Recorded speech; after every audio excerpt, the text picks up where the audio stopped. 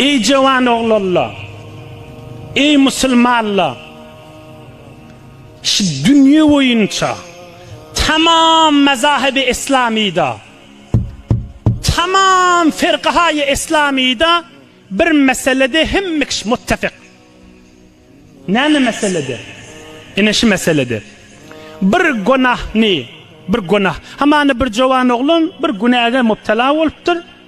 O ham şiş ödyanın ne? Emin nettir kesip men şun ap berjek diye. Merde meydan moliye, Hudaya yalvarıya, Hudaya men şun ap berjek diye tarafında yüzüne kalmaya.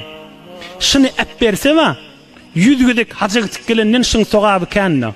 Yüzgüdük Kur'an hatmedenden şun soğabı kanna. Yüzgüdük hatme şirketinden yan günah ap berenin soğabı kanna. Yüzgüdük sadaka verenin yankı günah ap berenin soğabı kanna. Men şu kefime tamamı firqahayı İslami muttefekda. Kaygısız aydı verin. Men için kaygısız aydı yanına. Bir günahını ap vermek erzeşli Hudayın yanına. Ta milyar ta sevabı işitmeden. Ne kadar mana vurun? Hay bolor deyit koyaylı bu vurun derler. Makam vurun. Hafteyi yek bar Kur'an hatmet. Onu koy kenarda. Bir günahını ap vermen erzeşkanına. Qaytay deyin. Hafteyi yek bar Kur'an'ı hatmet. Şun soğabını bir yerde koy.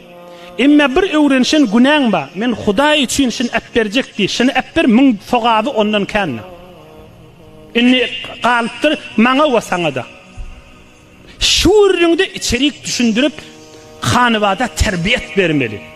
Bir gelin, kıydı olun gelin molunun gelin bulmaka zihnini bağ olmuş. Adamsının oğrunca bir iş etmelerliği. Din anasından oğrunca bir iş etmelerliği. Zat taçağın başını deyip. Odul terbiyetinle bağ olsun. Ama bir gelin başlayan diyen şu vakti işte fikretmeyen beyin rahati tesir alsın. Ne deyip odul terbiyetinle yok da. Ya gülüpse var. Gülmese de bilmenşik olur. Ya da zat tapmasa ahunun ödünü dille girer. Ne şu kefi kulak atmayacak oluyor da. Odul terbiyete salmalı. Bir neçe zat ba tribunun elinden geliyor. Bir neçe zat ba tribunun elinden gelmiyor. Yankıda tribunun elinden gelmiyor. Öyde terbiyet verilmeli. Can oğlum, can kıydım deyip aytmalılar.